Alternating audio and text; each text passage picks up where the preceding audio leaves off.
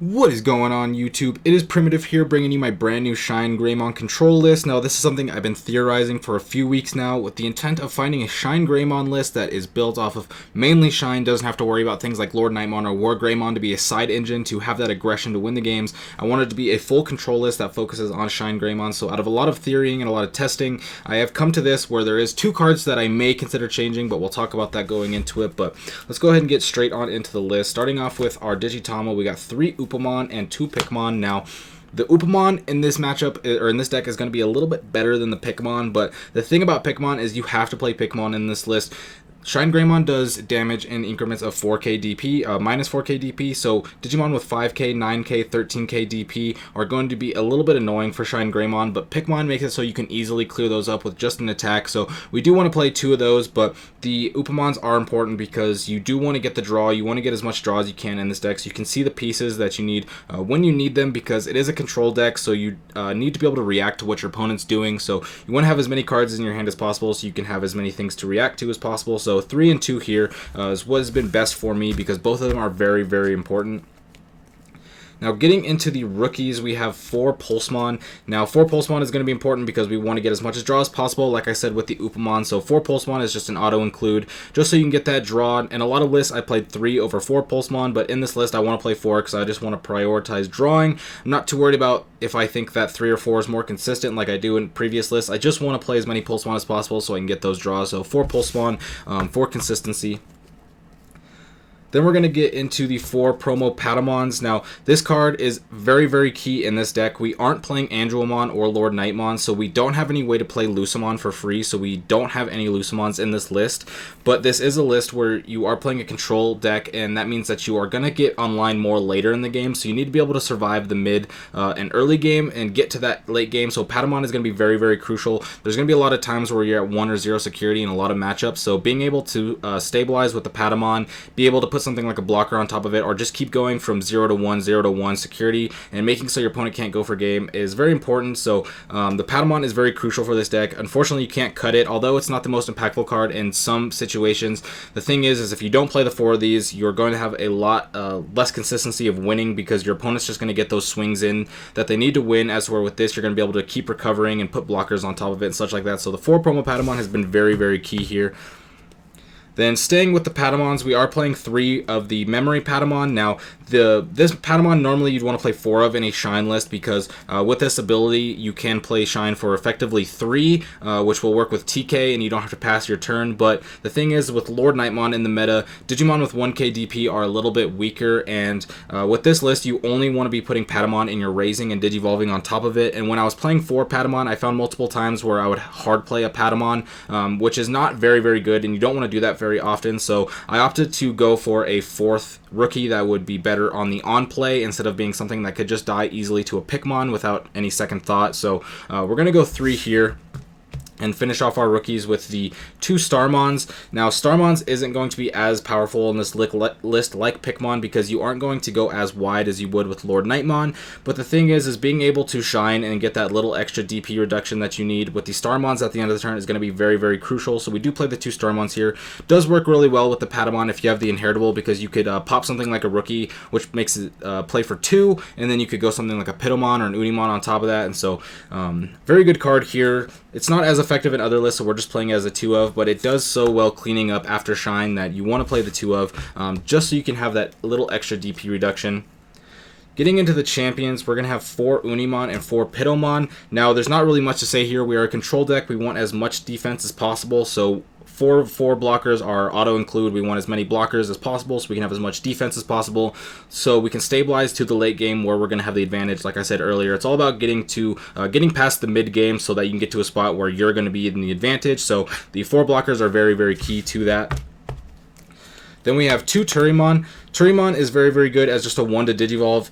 unlike most cards in this list, it doesn't really synergize with anything. Most cards have either some synergy, like these have blockers, or they have inheritables, as where Turrimon's just one to Digivolve. It gets you up to your Megas, and that's important enough. So we're playing the 2 Turriman here, and the reason we're not playing 3 is because we have 1 Geogrammon. Now, Geogrammon is here because it is a 4-cost champion. We are a little bit lighter on rookies in this list, so in my champion, in my ultimate slot, I do have some spots where I have cheaper on-play Digimon, so that way I don't brick and I'm able to get the champions or ultimates out that I need so I can start getting back up to my Megas. So I was playing Repamon in this slot because Repamon is a 3-drop, but the thing is Repamon doesn't really do anything for you, as where Geogrammon has a fantastic inheritable at the cost of just being 1 more to on-play, and since we're going to have so much memory with things like TK and Kari, the 1 extra memory with the Geogrammon isn't that big of a deal, considering that we're going to be getting such an amazing inheritable. But this is one of the cards that you can change if you wish, because it could be really anything that is a champion that's 4 cost or less, whatever you think fits best. I just chose the Geogrammon because I do think that it does fit best in this list, because I do want as much DP reduction as possible. Then our ultimates, we're going to have 3 Red Rise and 3 Yellow Rise. Now in a lot of these lists, I usually play 3 Red Rise and 2 Yellow Rise, but in this list, at least 3 Yellow Rise is needed and it's very, very necessary, because we don't have Lord Nightmon, we don't have War Greymon, which is something that usually gives us a lot of aggressive pressure in the ShineGreymon decks, but since we're missing that, we need as much aggression as we can, and the security attack +1 from this Rise Greymon is going to be super, super powerful. Now, this is one of the other cards that I would change, is one of these Red Rises if you wanted to, because we run 8 Tamers, so you're having 6 Rise to 8 Tamers, which means that you're going to have many times where you're going to have 2 or 3 Rises in hand that are going to be that aren't going to have a Tamer for you to play for free. So at that point, they're just inheritables, and the thing is, these inheritables are super amazing, which is why I'm still at 3 and 3, because I am fine with playing these even if I don't get the Tamers out, because the inheritables are so good. But if you did want to cut down, you could cut down on one of the Red Rises for anything any of the other ultimates that you wanted, but you have to keep the 3 Yellow Rise in my opinion, because you need that security attack +1 offensive pressure. Then to finish off the ultimates, we're going to have 3 Sirenmon, and 3 Sirenmon is just cracked in this deck. You have to play at least 3 Sirenmon in this list. Now, the reason why is, starting off, it's a 5-cost ultimate, which in the same vein as the Geogrammon is just an ultimate that's very cheap to play, and so if you are bricking something like rookies or champions and you need to get your ultimates out, then you have this to cheap for play.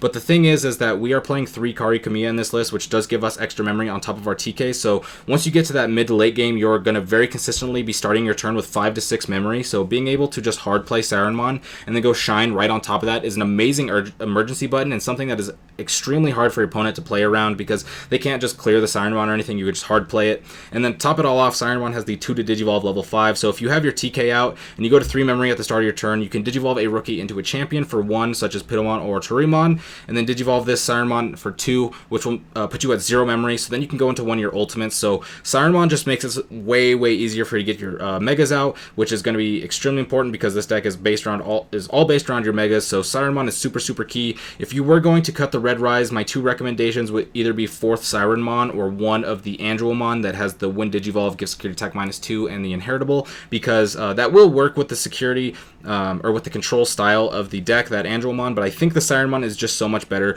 Sirenmon has been the MVP ultimate a lot of the times, because it just gives you so much access to your Megas in ways that your opponent wouldn't really expect when starting your turn. Now we got 4 Shine. Now this is the boss monster, not much to say here. The whole deck is essentially built around playing Shine and getting Shine to be, getting Shine to shine, if you will, in this metagame, and so you want to play 4 for consistency, and you want to be able to play multiple back-to-back Shines, so you want to be playing 4 Shines here, not much else to really say there. But then we'll get into the Toucan Taurusmon. Now I chose Toucan Taurusmon here because this card stalls really, really well in a lot of matchups, such as like Imperial or Rookie Rush, where they want to go for multiple swings. You could shut them down for a turn, which makes it so you can get another ultimate out and then Shine on top of that, or you can Valder Arm on top of this and be able to just slow down the game and start get some control going. And the thing is this is a great card to attack into security with the Yellow Rise, because if you get the 2 security checks off, that's fine, but if you do get deleted, you have the on deletion give one of your opponent's Digimon -11k DP, so even if this card does go down, you can go ahead and just delete something else. If you saw the match that I put up yesterday with this list, I was talking about how I could have considered swinging into one of my opponent's Hexablows with this Pulsemon to trade, and then kill off one of their other Digimon with the 11k DP boost. So even as this, it's both aggressive and defensive, this card is absolutely amazing. I only decided to play 2 though, because I decided to go with 1 Sakuyamon. Now Sakuyamon I was a little bit iffy about when I first put it in and first started testing it, but after testing, this card is so good. Any deck that relies on promoting and then going for big swings, such as Imperial Dramon, Shoutmon DX, or Green OTK, just as a few examples, have a terrible time against this card, because if they promote, they're going to get security attack -3, which means they can't go for their combo that turn, and so they're going to have to promote early to get rid of the 1 turn of being security attack -3, but once they promote, then they're open to getting deleted by Shine or Valderarm. So this card causes a lot of awkward turns from many decks, because of the fact that they have to get through the security attack when promoting at some point, whether that be as a rookie or as an ultimate, and either way they're going to be open to getting deleted, and you just shut them down. So I do think Tourismon is better in most matchups, as to where Sakuyamon is absolutely giganuts in like 3 or 4 matchups. So I do like the 2-to-1 here, but the Sakuyamon has been absolutely insane. And then even in the matchups where Sakuyamon isn't insane for its security attack -3, the ability to give all of your opponents security Digimon -3k DP is going to make it so when you swing with your Yellow Rise at 11k, you're going to be way safer swinging in, because if you hit something like a Nidhogg, it'll go down to 10k, and so unless you hit something that's an option card that's going to delete, or something like an Omnimon, you're going to have very safe swings when Sakuyamon's out there. So this card is very good. I think it's a very nice tech. I don't think you go more than 1, just because it's very niche in a way, but what it when it does what it does, it is very strong. 2 Valderarm. Now, I was playing 3 Valderarm, but the thing is when you're only playing 7 Megas, the 3 Valderarms does get a little bit clunky. If you were playing 8, I could see going up to 3, but since I was only playing 7, I decided to go default back to my 2 Valderarms, because they were just getting a little too clunky. Valderarm does really help with the control style of this matchup, because if you go into Shine or Tourismon and then Valderarm after, you can get a lot of board control going on there. But the thing is, when you're playing 3, if you have 2 in hand and you can't get to them, they just clunk up super hard, and that happened to me multiple times. So I cut back down to 2, and I think this is where it should stay, unless you decide to go up to an 8th Mega. Now, getting into the Tamers, we're playing 4 TK. Now, I would prefer to play 3 TK in most matchups, just because once you get up into 2 or 3 TKs, they are very redundant when you search your security, because you've already really curated the best things that you need out of there, and then you're just going to be grabbing things that are just kind of little acceleration pieces, like maybe Champions or a Pulsemon. So as far as playing TKs, they aren't that important, but the thing is you do not want to get choked with this list at all. So getting TK out as soon as possible is very important in this list. So as much as I would love to play 3, the 4 is actually staple, because you need to get TK out as soon as possible. And when you're playing 4 TKs, you can go ahead and Digivolve into the Yellow Rise and play a TK, not getting its on-play effect, and not feel too bad about it, because you're going to have multiple chances to search your security with the TK. But you really just need to get your memory out as possible and not get choked, because if you start getting choked, you're going to fall way too far behind. So 4 TK here.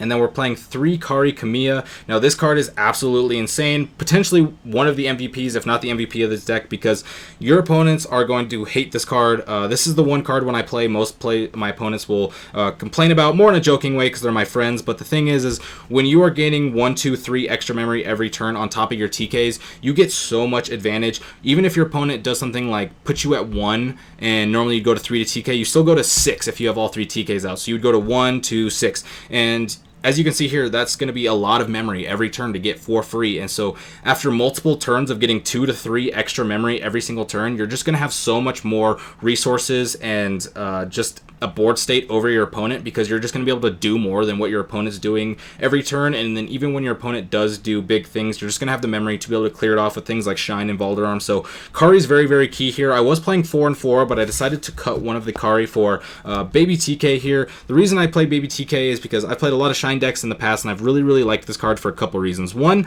the 2 to drop Tamer is very valuable, because it's the cheapest yellow Tamer you can play, and you can just play it, and then you can Shine, and you'll have the extra 4k DP. But the thing is all of our Megas, as you will see, are 11k, 11k, and 11k DP, and that means that things that are 12k or higher are just going to swing over them and be safe in security, as to where if you have the TK out, if they do hit those, things like Nidhogg's will go down, or anything bigger like that. So I found TK to be very valuable. I think it's just a one of, it's a nice tech. If you really want to go to the 4th Kari, you can, but as somebody who's played a lot of Shine, I've just been a big fan of this baby TK, so I decided to cut one of the Karis for the TKs after I had a couple of times where my opponents were swinging with 12k DP Digimon and swinging into my Megas and surviving. I figured that at least one of these will be fine. It's not as good as the other TK or Kari, but it's still good enough to be at least a one of inclusion. So that is going to go ahead and be the list for today. I really hope you enjoyed, and if you haven't joined yet, we do have a Discord for the channel now. I'll have the link down below. I'd love to see you there. We already have over 100 people in there, so we're growing a great community. So if you'd love to join that, I'd love to see you there. But with that being said, this is going to be the list. I hope you enjoyed, and I hope you have a great day. Peace out.